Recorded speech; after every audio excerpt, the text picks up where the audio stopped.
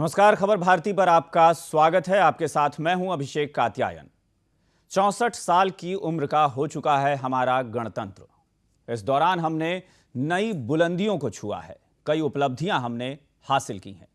लेकिन ऐसा कहा जाता है कि जब इसे बुजुर्ग और अनुभवी की श्रेणी में होना चाहिए था, तब भी ये गणतंत्र अपनी शैशवावस्था से बाहर नहीं आ सका। होना तो ये चाहिए था कि हम अखंड और अविभाजित भारत की बात बड़े गर्व से करते, लेकिन ये भारत कई बार हमें अपने बिखराव और असमानता से जूझता दिखता है, जो निश्चित तौर पर हमारी लोकतांत्रिक और गणतांत्रिक व्यवस्था पर प्रश्न चिन्ह भी लगाता है। ये दुख जो है ये हमें सालता है। तो आज हम यही चर्चा करेंगे कि आखिर इस दौरान हमने क्या खोया, क्या पाया।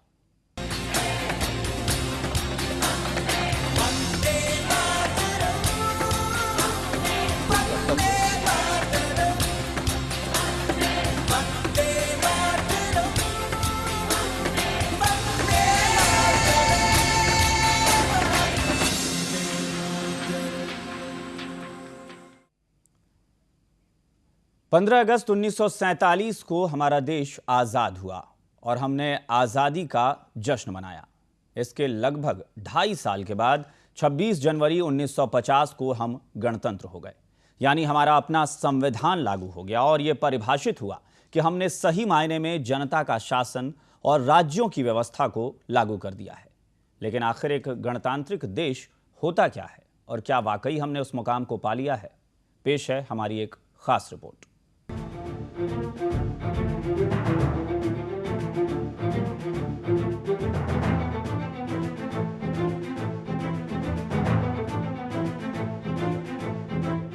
गणतंत्र ये शब्द जुबान पे आते ही जेहन में एक ऐसी व्यवस्था की परिकल्पना तैयार होती है जिसमें कोई बड़ा न हो, कोई छोटा न हो, कोई अमीर या गरीब न हो, कोई राजा नहीं, कोई प्रजा नहीं। यानी व्यवस्था ऐसी कि सब एक समान हो और सबको साथ मिलकर आगे बढ़ना हो।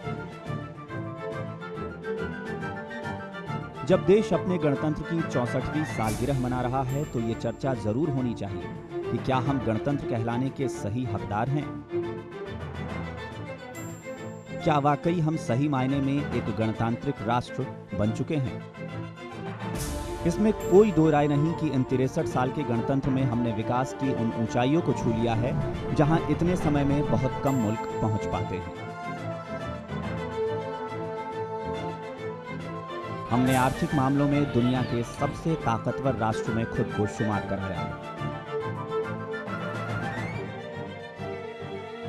खाद्यान्न उत्पादन में हमने वो सफलता पाई है जिसकी कल्पना करने में भी कई देश संकोच करेंगे। जो हिंदुस्तान कभी अपनी सभ्यता और संस्कृति के लिए दुनिया में पहचान रखता था, उस देश ने सभ्यता के साथ विकास की आधुनिकता को भी अपनाया।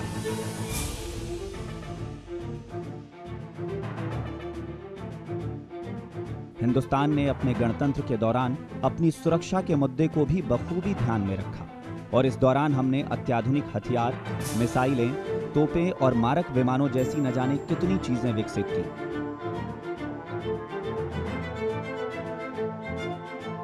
हमारी सेना, चाहे वो थल सेना हो, वायु सेना हो या फिर जल सेना यानी नौसेना, दुनिया के किसी भी मुल्क को हमारी ताकत से रश्क हो।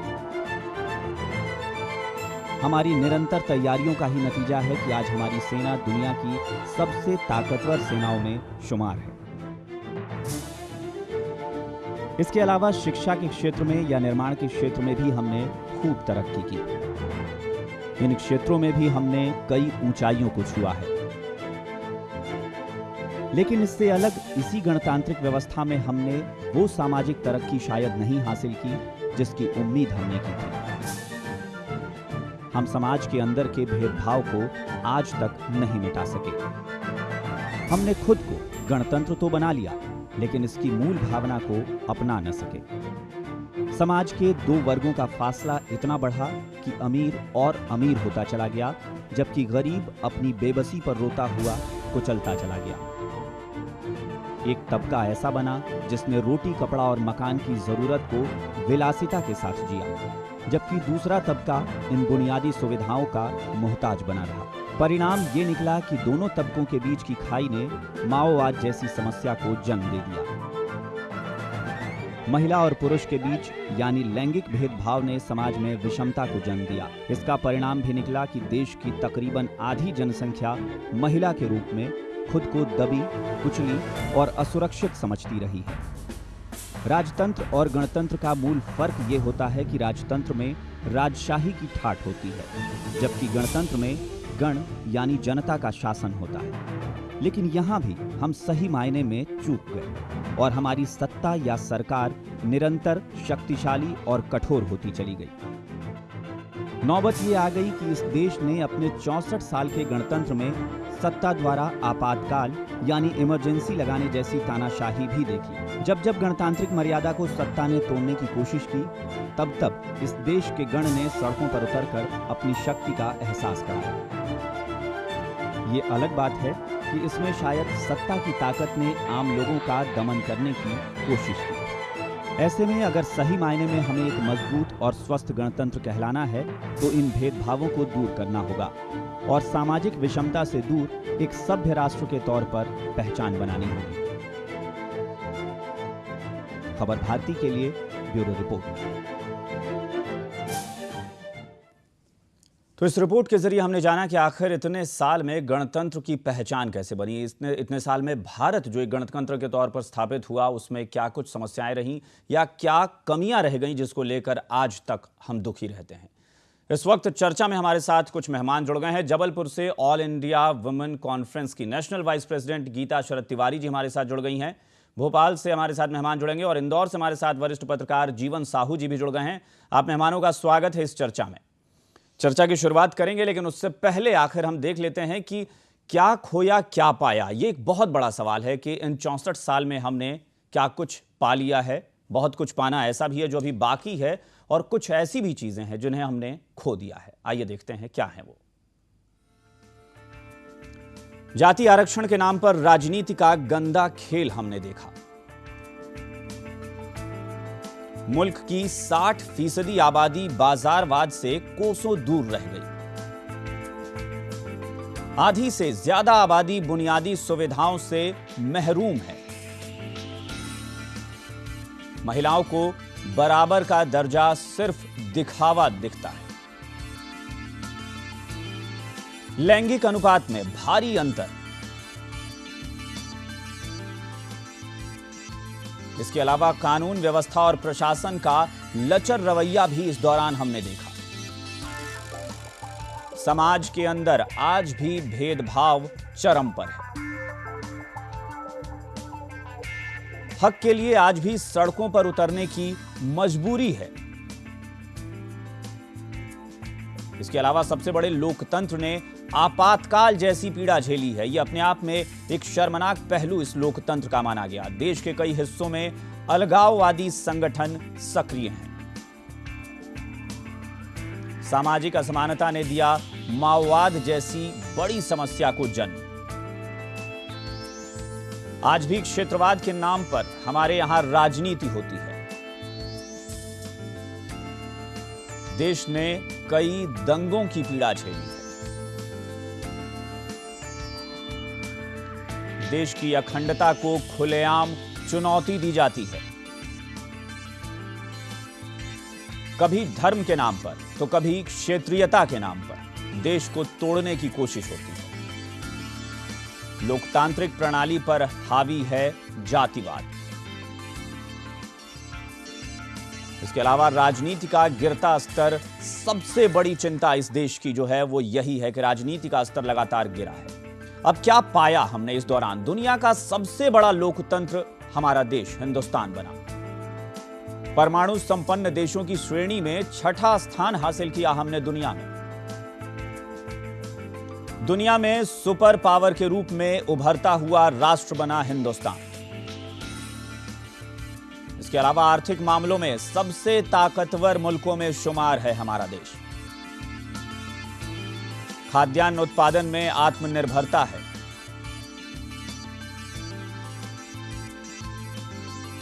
दुनिया के जो सबसे बड़े निर्यातक राष्ट्र हैं उनमें हम शामिल हैं। इसके अलावा बेहतर ढांचागत विकास ने हमें अलग पहचान दिलाई दुनिया में, और दुनिया की ताकतवर सेनाओं में हमारी सेना शुमार है, चाहे वो कोई भी सेना हो। चलिए, तो कुल मिलाकर बहुत सारी चीजें हैं जिन्हें हमने पाया है, बहुत उपलब्धियां हमने हासिल की, लेकिन बहुत कुछ खोया भी है। शुरुआत करते हैं, हमारे साथ वरिष्ठ अधिवक्ता कनक तिवारी जी इस वक्त जुड़ गए हैं, जो कि संविधान का बहुत गहराई से अध्ययन भी कर चुके हैं। तो सबसे पहले उन्हीं से बात करते हैं। कनक जी, स्वागत है आपका खबर भारती पर। जी धन्यवाद। कनक जी, संविधान का आपने बहुत गहराई से अध्ययन किया है, गणतंत्र को शायद आपने बहुत करीब से जानने की कोशिश की है। ये जो 64 साल हिंदुस्तान ने बिताए हैं गणतांत्रिक राज्य के तौर पर, कहां पाते हैं हिंदुस्तान को, कितना साकार किया हमने उस सपने को? देखिए, मैंने आपकी पूरी भूमिका को सुना है जो आप अपने श्रोताओं को सूचित करना चाहते हैं जी, और मैं उसमें कुछ बातों से आपसे सहमत हूं, कुछ बातों में मुझे आपसे पूछना भी होगा शायद, या समझना होगा। जी, हम 64 वर्ष की यात्रा के बाद जहां हमें पहुंचना चाहिए था वहां हम पहुंचे नहीं है। जी, मैं तो सीधा कहूंगा, बिना किसी लाग लपेट के, सीधे साधे शब्दों में, कि हम दिशा भटक गए हैं। जी, वस्तुतः हम जिस गणतंत्र की हमने कल्पना की थी, या जिस गणतंत्र को हम आगे लेके चलना चाहते हैं, जी, जी, लोकतंत्र और गणतंत्र दोनों शब्दों में हमें घालमेल नहीं करनी चाहिए, थोड़ा सा उनमें फर्क होता है। जी, प्लेटो ने जिस रिपब्लिक की कल्पना की थी उससे प्रेरित थे हमारे संविधान निर्माता, जो संविधान सभा में बैठ के हमारा संविधान पत्र बना रहे थे। 3 वर्षों की मेहनत के बाद उन्होंने बनाया।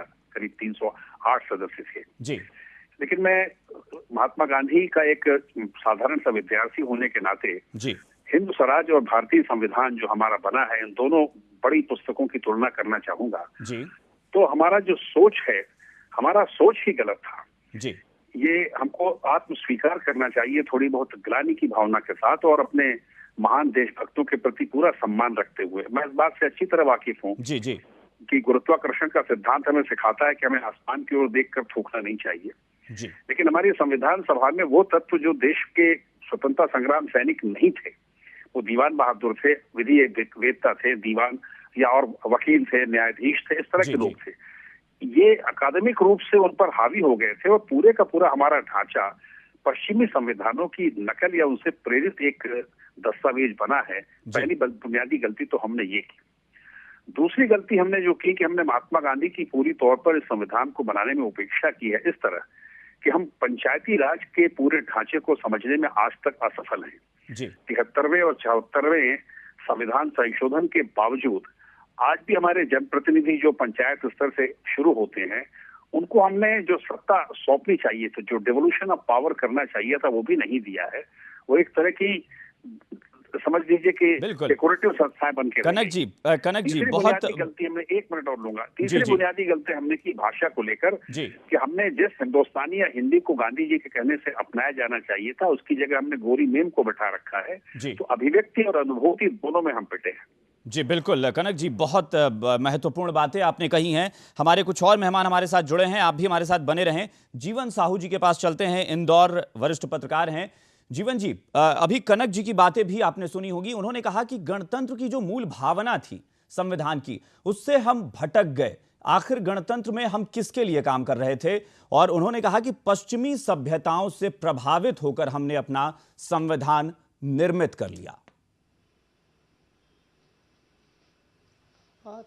देखिए अभिषेक जी, तिवारी जी ने जो बातें कही हैं वो कुछ हद तक तो सही भी हैं जी, कि दरअसल असल में ये स्थिति दरअसल ये है कि जब संविधान बन रहा था तो उसमें गांधी जी की वास्तव में उपेक्षा हुई, क्योंकि उस समय क्या हुआ, गांधी जी दंगों में लग गए, वो नोआखाली चले गए और दूसरे उसमें लग गए और उन्होंने हस्तक्षेप करना बंद कर दिया जी। तो जो संविधान निर्माता थे उन्होंने जो इंग्लैंड का जो संविधान था सीधा सीधा उसको हमारे यहाँ उतार दिया। अब जैसे हमारे यहाँ राज्यपाल की व्यवस्था नहीं होना चाहिए, राज्यपाल की कोई आवश्यकता नहीं है राज्यों में जी। आपके जितने आज भी कानून हैं वो अंग्रेजों के जमाने के चले आ रहे हैं जी, उसमें सुधार होना चाहिए। अभी जितने संशोधन हुए हैं वो नाकाफी है, दल बदल अभी भी हो रहा है। जाति, जैसा आपने कहा कि जातियां, जातिवाद, धर्म, जाति और धर्म का राजनीति से दूर दूर का रिश्ता नहीं होना चाहिए। जो लोग जाति की बात करें, धर्म की बात करें, उनको चुनाव लड़ने का कोई अधिकार ना हो। ये सारी चीजें आनी चाहिए। जहां तक हमने पाया है जी, तो इसमें कोई दो राय नहीं कि हमने जो पिछले 64 वर्षों में जो पाया है वो हमारी एक बहुत बड़ी उपलब्धि है कि जैसा कि हमारी सैन्य शक्ति बढ़ी, हमने परमाणु शक्ति संपन्न राष्ट्र बना, चौथी आर्थिक शक्ति दुनिया की बनने जा रही है, और हमारे यहाँ एजुकेशन जो पहले उच्च शिक्षाएं थी, आज आप 1 करोड़ हमारे जो सॉफ्टवेयर 1 करोड़ NRI हैं जो दुनिया में, वो हमें पैसा भेज रहे हैं, और उससे हमारा जो विदेशी मुद्रा भंडार है वो $400 अरब तक पहुंच गया है। नहीं, यानी आर्थिक तौर पर हम संपन्न जरूर हुए, लेकिन जो मूल भावना थी उससे भटक गए। ये आप भी इस बात से इत्तेफाक रखते हैं। जबलपुर से ऑल इंडिया वुमेन कॉन्फ्रेंस की नेशनल वाइस प्रेसिडेंट गीता जी हमारे साथ जुड़ी हुई हैं। गीता जी, अब आपकी टिप्पणी, चूंकि जब यहाँ पर चाहे वो जीवन जी हो या फिर कनक जी हो, इन्होंने बार बार बापू का जिक्र किया, महात्मा गांधी का जिक्र किया। महात्मा गांधी की बात आती है तो उन्होंने जो सबसे बड़ी बात कही, अस्पृश्यता का, भेदभाव, छुआछूत, इससे सबसे ज्यादा महात्मा गांधी आहत होते थे। उन्होंने कहा कि ये समाज का सबसे बड़ा अभिशाप है। अब चाहे वो किसी रूप में हो, जाति के रूप में हो, धर्म के रूप में हो, या फिर पुरुष और स्त्री के बीच हो। क्या वाकई आपको लगता है कि बराबरी का दर्जा हम आज इस गणतांत्रिक राज्य में दे पाए हैं महिलाओं को?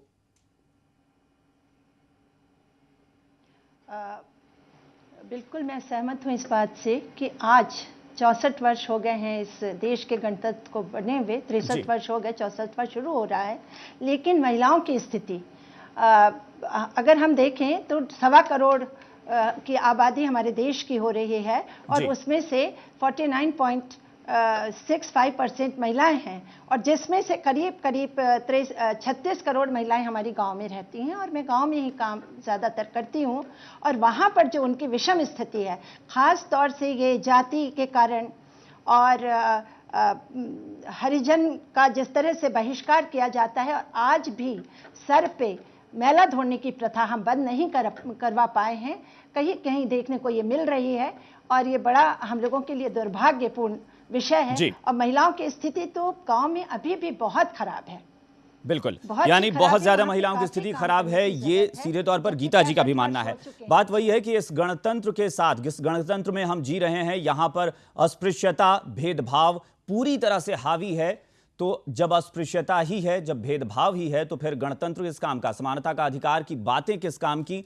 इस पर हम और भी चर्चा करेंगे, लेकिन फिलहाल हमारे सारे मेहमान हमारे साथ जुड़े हुए हैं। एक छोटा सा ब्रेक लेंगे, ब्रेक के बाद लौटेंगे तो इस चर्चा को आगे बढ़ाएंगे। सवाल बहुत सारे हैं, बने रहिए हमारे साथ।